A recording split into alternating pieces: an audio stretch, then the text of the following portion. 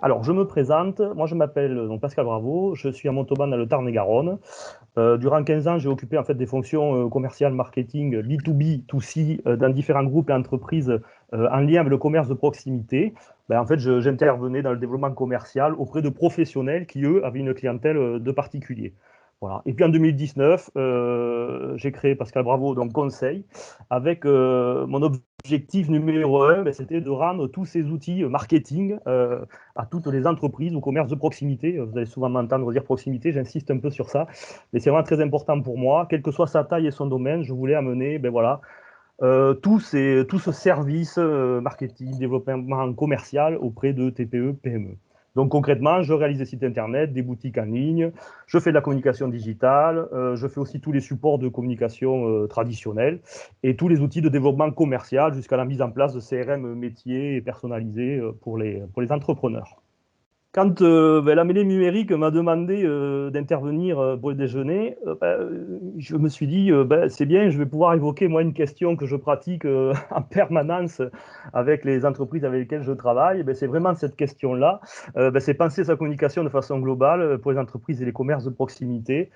Parce que ben, clairement, aujourd'hui, bon, je vois qu'il y a beaucoup de gens quand même dans le domaine de la communication. Alors peut-être je ne vais pas être très innovant pour vous, mais en tout cas, il y a toujours peut-être des pistes que je vais pouvoir amener parce que je vais avoir un langage assez simplifié et c'est volontaire pour vraiment pouvoir envisager comme ça pour tout type d'entreprise, eh bien, comment se structurer. Alors ce nuage de mots, il est bien parce que c'est un petit peu quand on commence à regarder ce qui se fait en marketing, en communication digitale, on est un petit peu face comme ça à une prolifération de termes et on ne sait pas trop comment les traiter ou comment les prendre individuellement. Donc voilà, on va essayer de faire de donner de la visibilité à tout cet écosystème.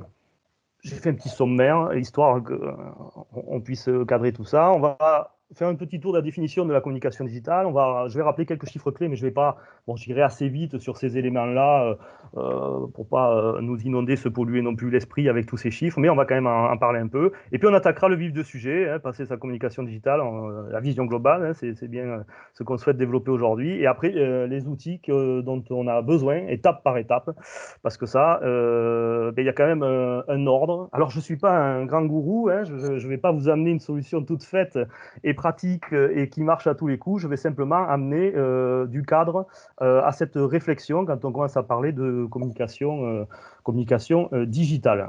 Alors, clairement, la communication digitale, elle est, alors évidemment, il n'y a pas de sujet. Aujourd'hui, elle est absolument nécessaire et obligatoire parce qu'elle représente votre activité et votre entreprise dans le numérique. Hein. Clairement, quand on parle de communication digitale, le sujet, il y a plusieurs sujets, mais il y en a un qui est numéro un, mais j'irai plus loin par la suite.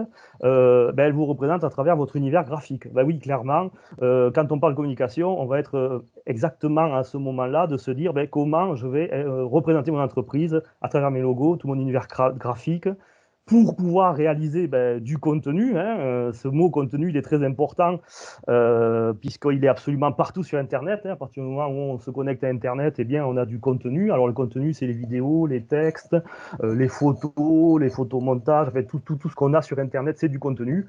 Et où c'est qu'ensuite on va pouvoir diffuser ben, tout ce contenu. J'ai volontairement mis ça dans l'ordre, graphique, contenu et canaux de diffusion, et on approfondira sur la fin ces éléments-là.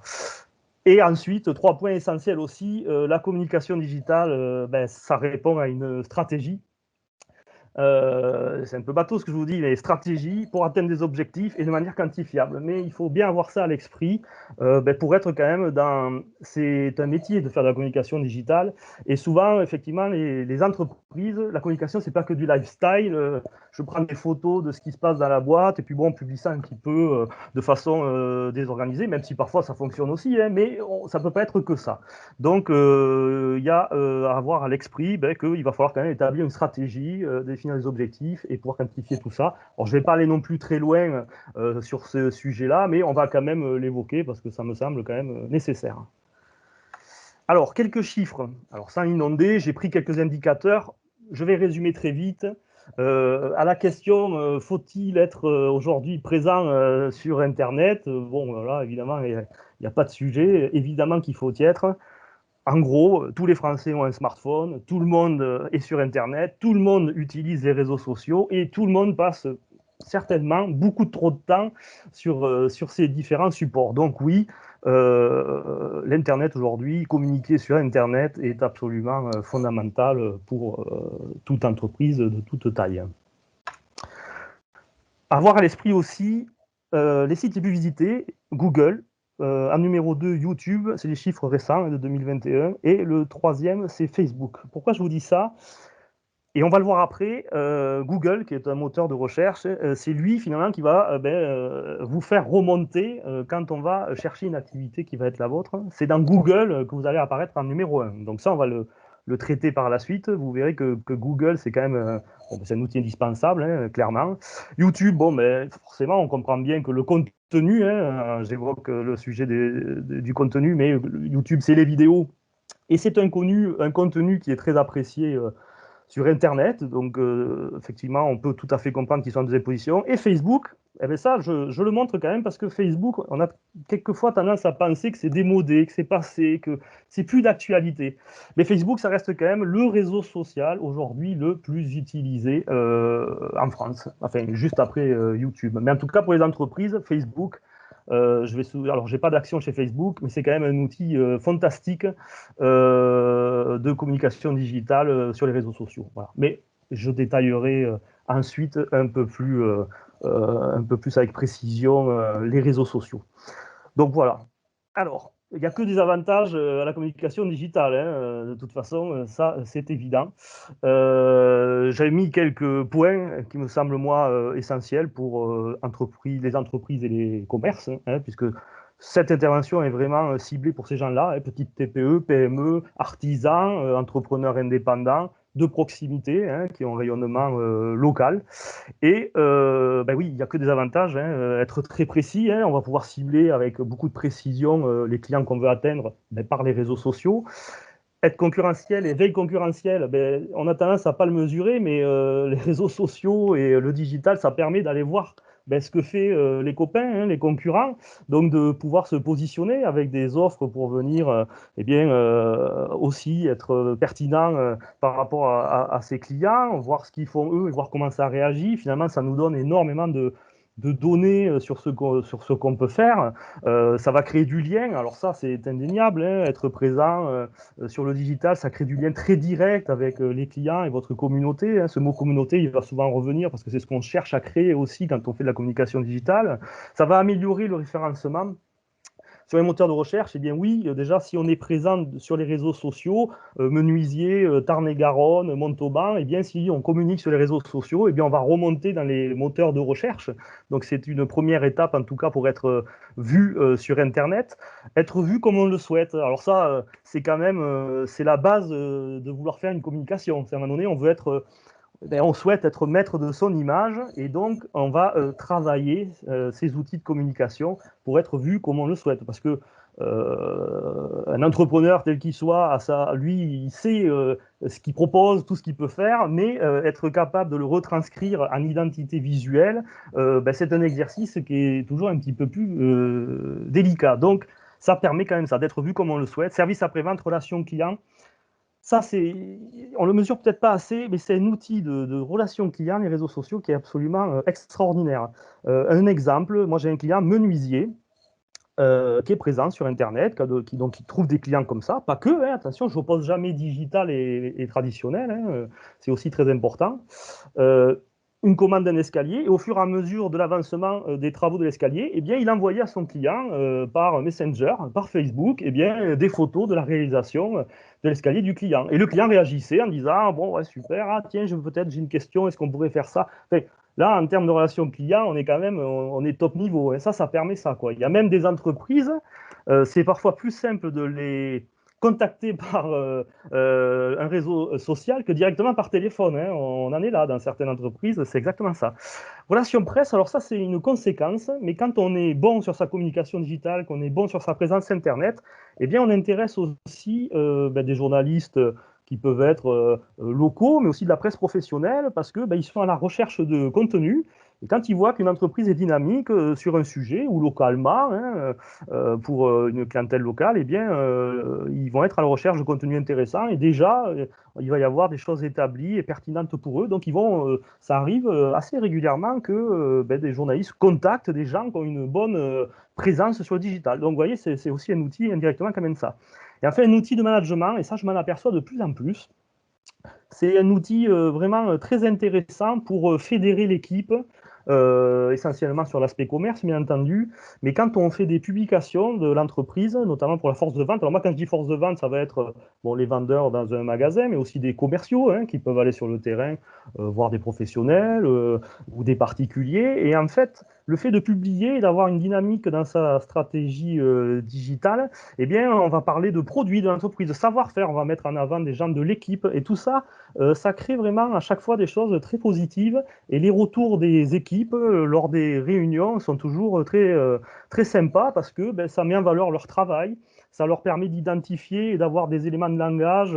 Je pense notamment à la force de vente, hein, quand on communique sur des produits par des publications sur les réseaux sociaux, eh bien, on va travailler de l'argumentaire et ça va rajouter comme ça des outils d'aide à la vente pour une force de vente, par exemple. Donc, c'est un outil de management aussi qui est très intéressant d'être présent dans le digital. Alors, j'ai mis prise de conscience. Je vais y aller sans détour. Faire de la communication, ça coûte de l'argent. Voilà. Je mets les pieds dans le plat. Heureusement, on a la mêlée numérique et la région qui subventionne à 50% les investissements, parce que j'aime bien dire que ce sont des investissements en lien avec la transition digitale.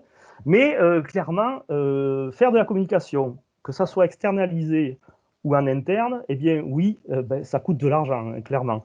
Et d'ailleurs, souvent, c'est un problème. Beaucoup d'entreprises, finalement, ben, font faire ça à un ADV ou quelqu'un dont c'est pas le métier, qui va gérer la communication digitale de la boîte. Et bon, et même si c'est fait en interne, il va y passer du temps. Donc, clairement, ben, ça se budgétise. Voilà. Ce que je veux dire par là, c'est qu'il faut avoir à l'esprit que, ben, voilà, malgré tout ce qu'on nous vend sur Internet et qu'on nous explique que communiquer c'est facile, communiquer c'est rapide, communiquer c'est simple, on peut le faire.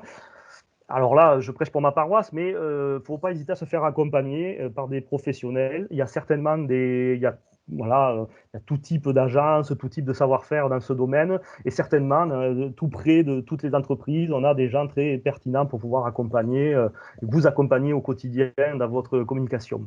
J'ai mis le volume parce que ça, c'est très important d'avoir ça à l'esprit. Le volume à produire, le contenu à produire est quand même énorme quand on veut commencer à communiquer sur les réseaux sociaux et qu'on dit, alors il n'y a pas de fréquence, mais c'est pas un sprint, hein, la communication, hein, c'est un marathon, j'ai même envie de dire, c'est une randonnée. Hein, on va partir avec son sac à dos, on va avoir des outils, on a défini un petit peu où c'est qu'on voulait aller, et puis il va falloir voilà, produire du contenu. Donc il faut avoir à l'esprit que ça va être aussi assez lourd à produire. Donc le faire en interne, ça peut être compliqué. Élaborer une stratégie, définir les objectifs, ça c'est quand même la base. On ne communique pas juste pour se faire plaisir. Bon là c'est très axé commerce, donc l'objectif ben, c'est d'aller faire du business, hein, clairement. Et dernier point, ben, qui s'en occupe? Parce que ça aussi, souvent on souhaite faire beaucoup de choses sur la communication, mais à un moment donné, ben, voilà, qui s'en occupe?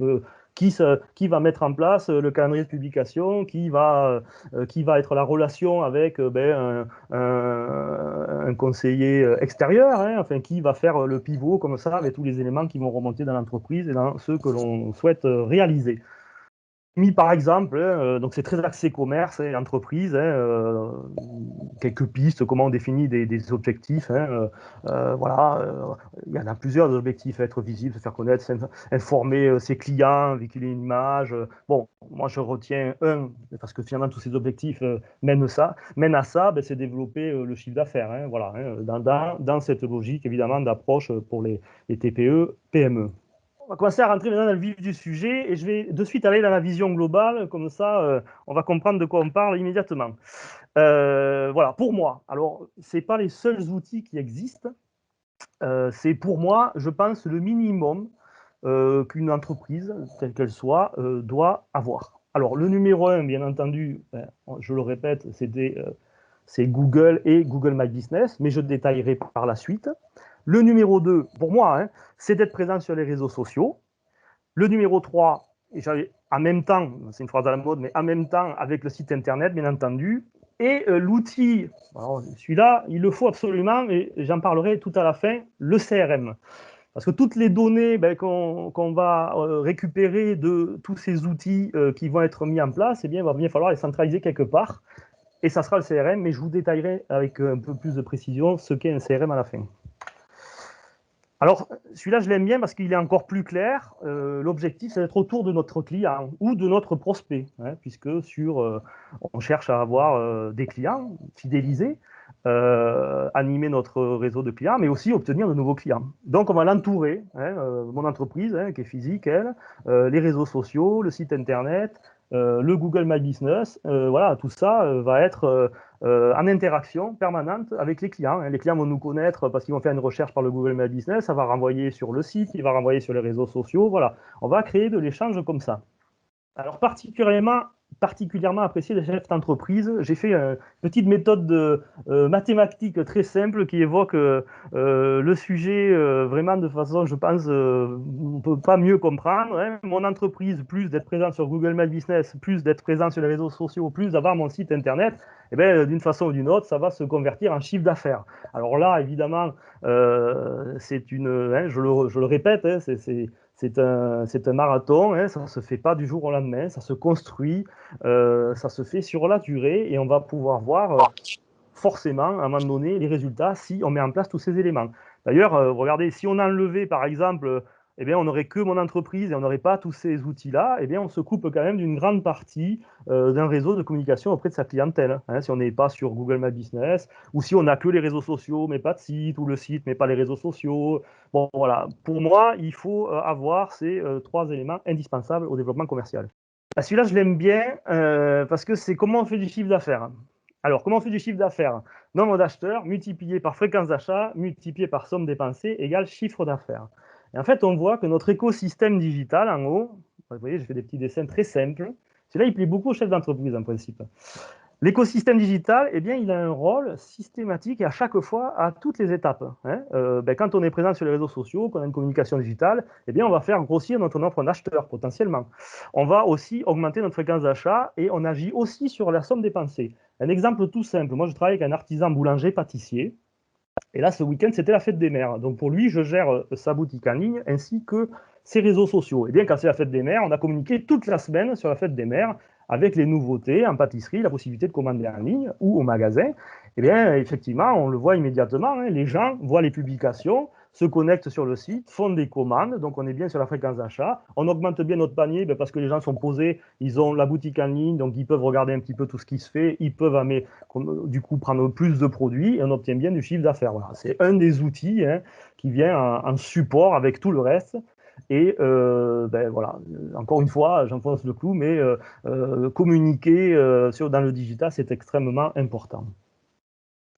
Alors maintenant, effectivement, alors la communication digitale, ça j'insiste un peu, mais une entreprise telle qu'elle soit, ça ne s'oppose pas à la communication traditionnelle. On doit déjà avoir tous nos outils de communication traditionnelle, hein, de la carte de visite à la plaquette de présentation, tout ça, on doit déjà l'avoir. C'est un outil supplémentaire. Et ça reste un outil parmi un grand ensemble, hein, avec une bonne organisation de son entreprise, avec un management de qualité. Hein. Je veux dire, on ne peut pas non plus tout miser sur la communication, telle qu'elle soit d'ailleurs. Mais on doit aujourd'hui, effectivement, avoir cette visibilité-là et la penser dans ce sens. Et c'est un outil supplémentaire au développement commercial. Maintenant, voilà, on va y aller étape par étape. Je vous ai donné les grandes lignes. J'espère que je ne suis pas trop rapide, mais j'essaye de tenir le timing. Comment on va organiser maintenant cela? Parce que là, j'ai dit des grandes lignes, mais clairement, maintenant, on va y aller par l'étape, la première de l'identité de la communication digitale, eh bien, c'est d'avoir une identité visuelle. Sans ça, identité visuelle, identité de marque. Hein. Moi, j'ai regroupé les deux pour faire simple. Je vais faire hurler peut-être les collègues de la communication, mais bon, j'ai fait exprès de mettre les deux ensemble. Aujourd'hui, ça, c'est un élément dont on ne peut pas se passer, même si on ne parle pas d'aller sur la communication digitale, mais ne serait-ce que dans sa communication traditionnelle. Eh bien, on doit avoir son nom d'entreprise, son logo, son slogan, sa typographie, sa charte graphique, enfin, tout ce qui vous différencie, tout ce qui va créer justement les fondations de votre identité visuelle, eh bien, tout ça, ça se travaille. Et ça, c'est un vrai sujet.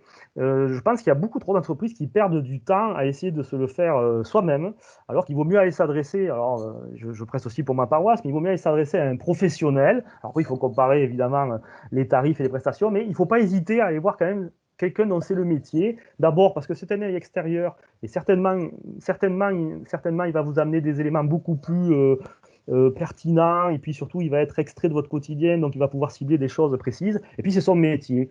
Voilà, la communication, ben, c'est quelque chose qui se pense, c'est quelque chose qui demande beaucoup de temps à définir, donc il ne faut pas hésiter à aller voir quelqu'un. Et ensuite, voilà, on ne peut pas envisager la suite sans commencer par ça. Une fois qu'on aura mis ça en place, vous gagnerez un temps fou pour tout le reste. Donc, j'ai mon identité visuelle, j'ai mon discours, mon identité de marque, j'ai tout mon discours, je sais comment me présenter, je sais comment parler de mes produits, je sais comment parler de mes services, je sais qu'on va m'identifier. Allez, en avant, on va pouvoir maintenant envisager la première étape de notre déploiement sur Internet. Donc, le premier outil, ben, c'est le Google My Business. Alors j'en parle parce qu'il est souvent oublié, mais le Google My Business, vous savez, c'est la petite fiche qui apparaît quand on fait une recherche Google. On a une petite fiche qui apparaît sur le côté et qui en fait vous donne des informations sur une entreprise. Donc en fait, c'est un service qui est gratuit. Toute entreprise peut le créer. Il suffit d'avoir un compte Gmail, d'aller vous taper Google My Business et là vous allez pouvoir référencer votre entreprise aux yeux de Google. Et en fait, c'est un outil vraiment très intéressant pour le référencement parce que rien qu'avec ça déjà, eh bien, si on recherche par mots-clés, si on recherche par le nom de votre entreprise, par localité, eh bien, il y a de grandes chances que vous arriviez à remonter dans le référencement grâce à ça. Ça permet aussi beaucoup d'autres choses. Hein. C'est vraiment une fiche très complète. On peut même faire des publications sur vos produits, sur votre savoir-faire, présenter votre entreprise. C'est des fiches qui, bien remplies, peuvent être extrêmement complètes.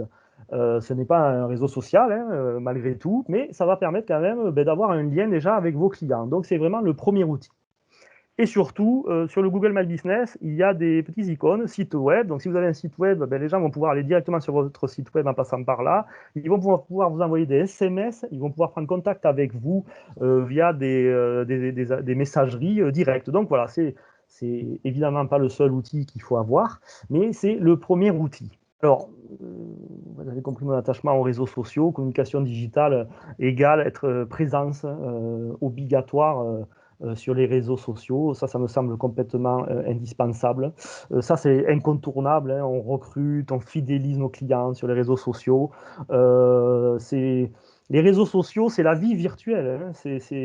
C'est peut-être un petit peu philosophique ce que je dis, mais c'est notre vie, voilà, complètement dans le virtuel, dans le digital. On est tous aujourd'hui à être sur les réseaux sociaux. Alors voilà, je réitère ce que je disais, mais le premier réseau social qui me semble vraiment indispensable à toute entreprise, telle qu'elle soit, ben, c'est quand même d'être présent sur Facebook, parce que même si des gens ne sont pas sur Facebook, mais leur entourage peut y être.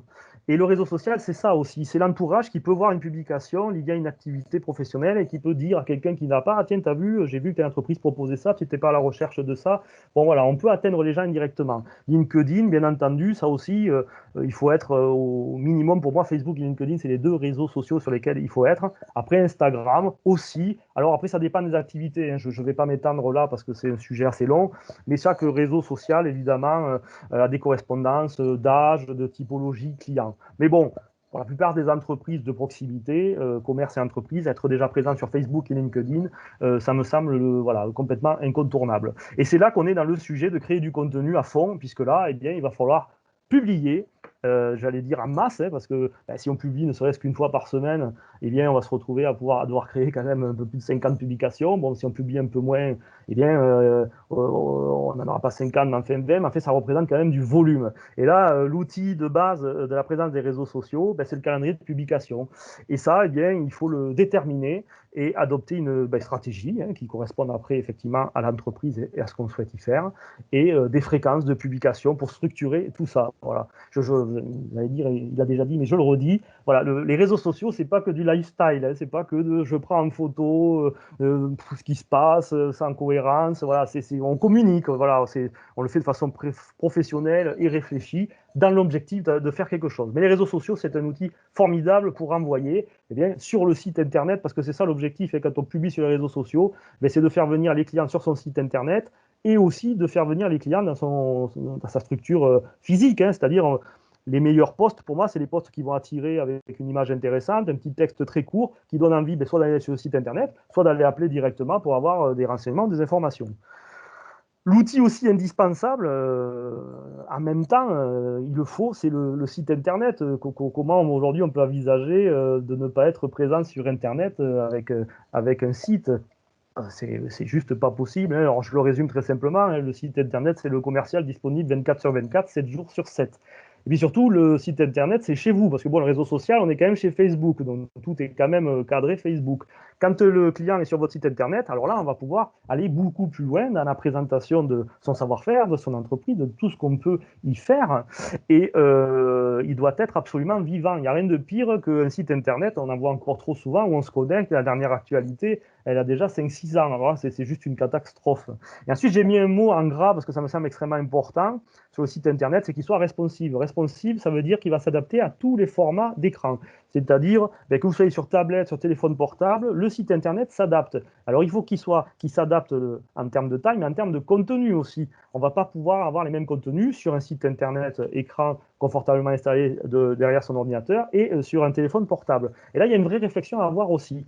Il n'y a pas de site internet idéal, hein, si vous voulez vous lancer dans la création d'un site internet.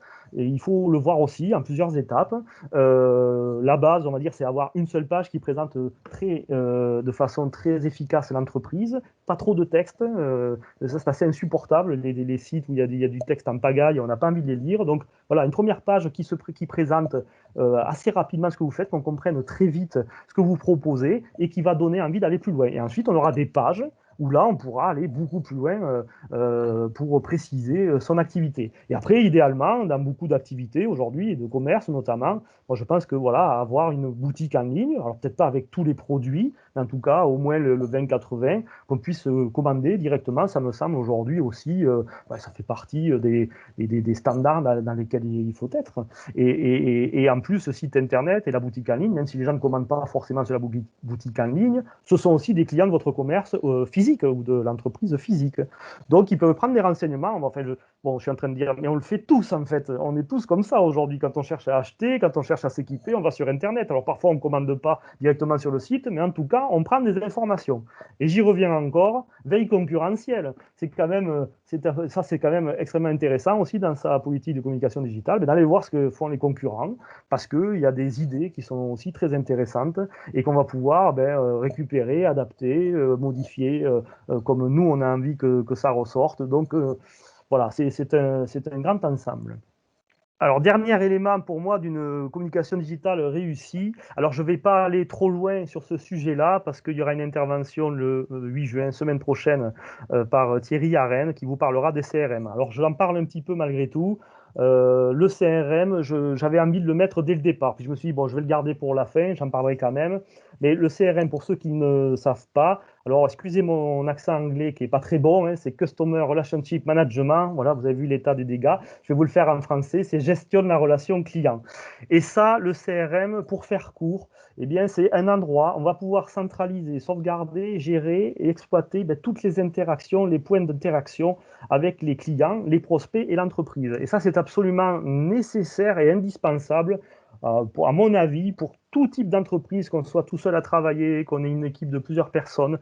Le CRM, c'est quand même, c'est vraiment le nerf de la guerre de la relation client, puisque pour faire simple, un CRM, alors il en existe de plusieurs sortes, et justement le déjeuner de la transition numérique vous éclairera encore plus que moi, mais en gros, on va pouvoir regrouper toutes les données au même endroit qui seront consultables par l'ensemble des équipes qui sont en contact du client.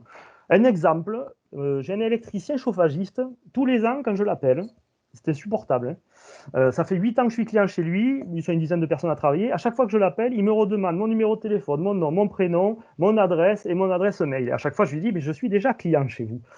Pour faire intervenir donc mon plombier chauffagiste sur ma chaudière. Bref, s'il avait un CRM, pour que vous compreniez la puissance de l'outil, eh bien, toutes ces informations seraient déjà dans cet outil-là. Donc, quand je téléphonerai, je donnerai uniquement mon nom et mon prénom. Et même si c'est bien utilisé, ça serait même eux qui m'auraient appelé déjà bien avant pour me dire vous faites votre entretien de chaudière tous les ans à cette période-là, quand est-ce que mon technicien peut venir? Et je vais aller plus loin, j'aurais même pu avoir un échange avec le technicien qui était venu physiquement, à qui j'aurais dit, ah tiens, j'ai des projets aussi électriques, en fait, je voudrais refaire une partie de la maison pour l'électricité. Et ça serait remonté dans le CRM. Et donc, l'équipe commerciale aurait vu que j'avais un projet, par exemple, de station électrique chez moi. Et là, eh bien, forcément, ceux qui gèrent le CRM auraient fait intervenir un commercial directement me disant, ah, Monsieur Bravo, visiblement, vous avez des projets et on souhaiterait vous accompagner. Voilà, je le résume très court, mais voilà, un CRM, ça permet de centraliser toutes les données et toutes les interactions qui vont avoir lieu avec l'entreprise. Ça me semble absolument indispensable. Mais je m'arrêterai là parce que ça, c'est un sujet sur lequel on pourrait parler des heures. En tout cas, je serai présent moi-même à ce déjeuner-là parce que ça m'intéresse beaucoup et c'est un sujet très vaste. Mais voilà. Donc, une petite vision globale. Voilà tout ce qu'il faut avoir. J'ai envie de dire en même temps, il va falloir avoir tous ces outils. Mon entreprise physique, elle doit avoir son Google My Business, ses réseaux sociaux, son site internet, son CRM et avoir une politique de communication digitale pour pouvoir eh bien, faire vibrer tout ça. J'ai mis résonance dans l'argumentaire de la journée d'aujourd'hui, mais c'est vraiment ça, faire entrer en résonance tous ces outils-là. Voilà, écoutez, je vous remercie de m'avoir écouté. J'espère vous avoir amené des éléments. Et écoutez, si je vous propose que, eh bien, qu'on puisse échanger si vous avez des questions. Merci beaucoup Pascal pour cette intervention qui était très intéressante. J'avais une question de Rafik qui demandait est-ce qu'il faut être présent sur les réseaux même si c'est uniquement du B2B? Alors, oui, et pour la simple raison que en B2B, ce sont des gens qui ont aussi une vie personnelle. Donc, il y a de grandes chances qu'ils soient présents à titre perso sur les réseaux sociaux. Ouais. Donc, complètement, moi, je pense qu'il faut être présent. Et comme je le disais tout à l'heure, en plus, on peut avoir moi, ça, je l'ai vu, hein, on communique sur les réseaux sociaux et quelqu'un qui connaît quelqu'un va dire, ah tiens, dans ton activité, j'ai vu quelqu'un qui proposait ça, ça peut certainement t'intéresser. Donc, c'est une façon d'atteindre le client d'une façon ou d'une autre. Donc, oui, il faut y être aussi, même si on est en B2B. D'accord, merci beaucoup Rafik. J'espère que ça a répondu à ta question.